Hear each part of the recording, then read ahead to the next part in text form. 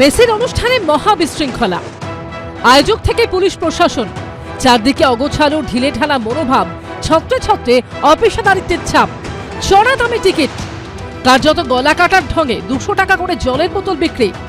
পরে সেই জলের বোতলই মিসাইলের মতো ফিরে এলো মাঠে। কিন্তু পুলিশের চোখের সামনে স্টেডিয়ামের মধ্যে বেআইনিভাবে জলের বোতল বিক্রি হলো কি করে? 2017 সালে অনূর্ধ্ব 17 বিশ্বকাপের সময় নিয়ম হয়েছিল যুব ভারতীতে জলের বোতল নিয়ে ঢোকা যাবে না।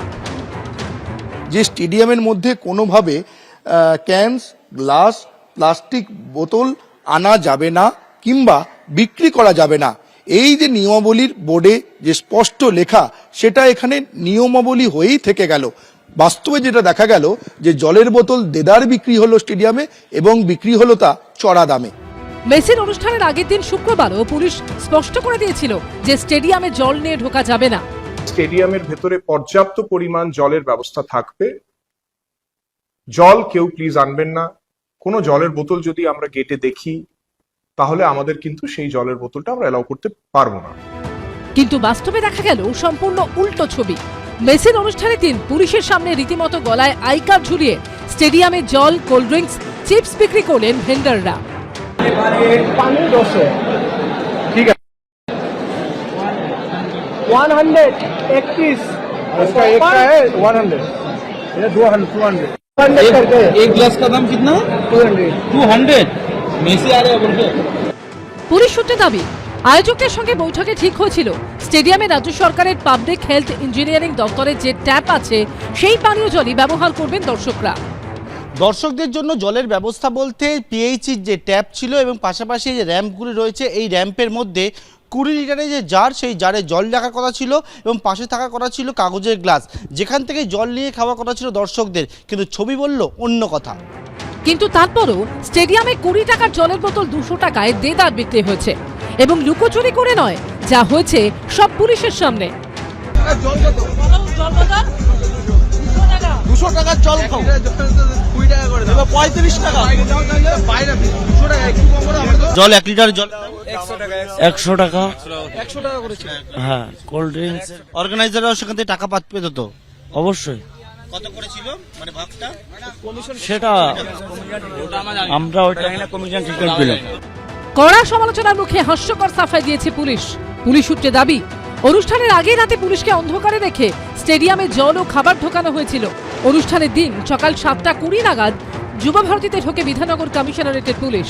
টিকিট স্ক্যান করে দর্শকদের ঢোকানোর দায়িত্বে যে সংস্থা ছিল তারা পৌঁছয় সকাল 8টা নাগাদ। তার আগেই গলায় আই কার্ড ছড়িয়ে স্টেডিয়ামে ঢুকে পড়েন ভেন্ডাররা। আর এখানেই নানা মহলে প্রশ্ন উঠছে, এরকম একটা হাই প্রোফাইল অনুষ্ঠানে পুলিশের চোখ এড়িয়ে কি আদৌ কোনো কিছু স্টেডিয়ামে ঢোকা সম্ভব? যদি এমনটা হয়ে থাকে তাহলে জলের পরিবর্তে যদি বিস্ফোরক স্টেডিয়ামে ঢোকানো হতো তাহলে পুলিশ কি করত? পুলিশকে নিজেদের আড়াল করতেই এখন হাস্যকর সাফাই দিচ্ছে।